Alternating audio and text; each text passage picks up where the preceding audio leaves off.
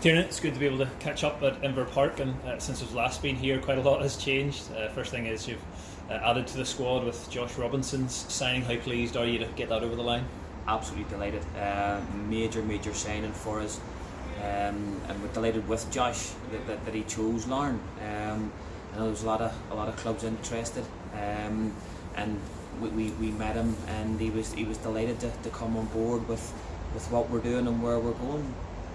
And does it give you an extra sense of satisfaction, I suppose, when you know that other probably top clubs are interested in bringing a player, and he has chosen to come to Larne over those other clubs in the league?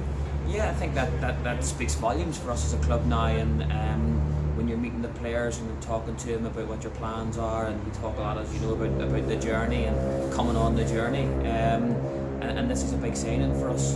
Josh is a lad who seems to be a real born winner. He's won league titles now at Crusaders, he's won league titles at Linfield, and he's now decided to come to Larne.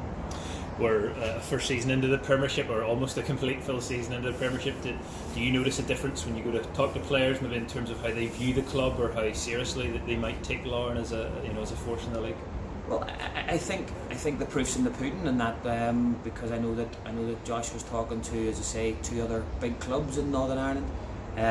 Two other very successful clubs in Northern Ireland, and when he met with ourselves, and we told him the plans, we told him about how the full-time system works, he chose us. So as I say, I think that speaks volumes for the club, and it speaks volumes for where we're going. And in terms of adding him into the group, he's won titles at Crusaders and Linfield before, and he adds to that group of players who sort of have been there and done it in the Irish League. Is that important for you as a manager? Yeah, he's also a leader. He's a lad that's going to be very influential, both on the pitch and in the changing room. As I say, having won the league titles that he's won, and that'll make a big difference to us in games like Coleraine in the quarter-final we had last year, where we just didn't get to see it over the line, and having that little bit of experience and quality will hopefully help us this time next year. And how difficult is it as a manager in terms of maybe not knowing when a transfer window will open or the next season will start, and all those things that are up in the air at the minute? How difficult is that? It's hugely frustrating. It's hugely frustrating for everybody, I think, though. You can't get back in training. You don't know when the season's going to be starting. The players are pretty much contacting you every day. Have any updates? And they're busting to get going as well. But we just have to keep working hard on our own, and hopefully we'll get news sooner rather than later. And last week we announced that four players rather are moving on from the club. I'm sure that's always a difficult side of management. Yeah, it's not the time of the year that you look forward to. Four great lads, done really well for us.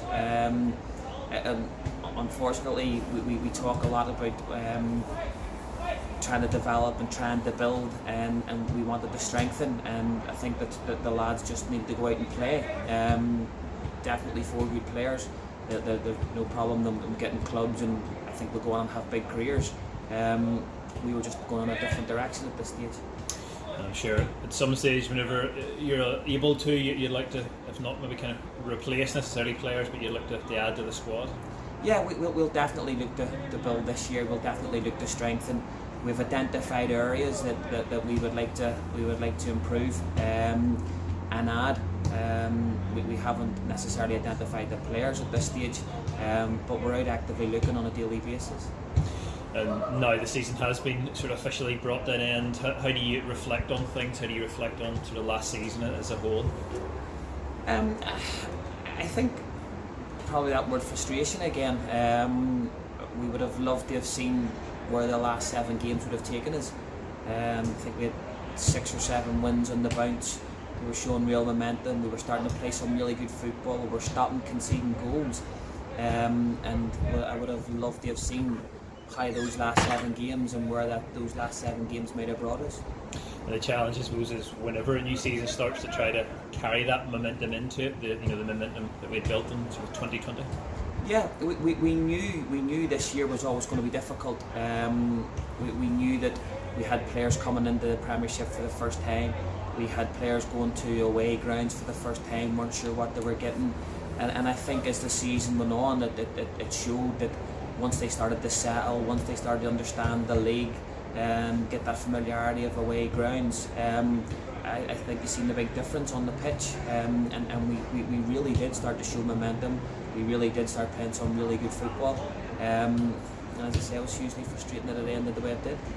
Finally, I'm sure as the manager, you just want to get back out onto the grass again. Yes, it's one of those ones where you live every day to get working with the players, and we're very fortunate that we have such a good bunch of players.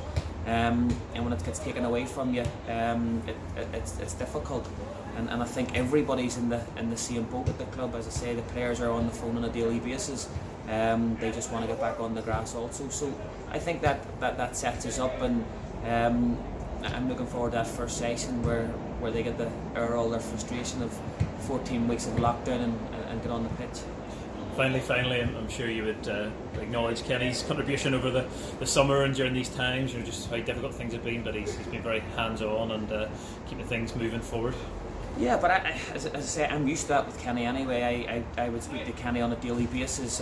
He's always on inquiring about players and training and how things are and where we're going and what we're doing. And I think he showed a great commitment to not only our club but the Irish League. And the amount of time that he gave up to try and play a part in moving the league forward and bringing the clubs together, I think is huge credit not only to Kenny but to the Larne Football Club, that it was very much about us as a league, not just us as a club, and that's what Kenny's all about.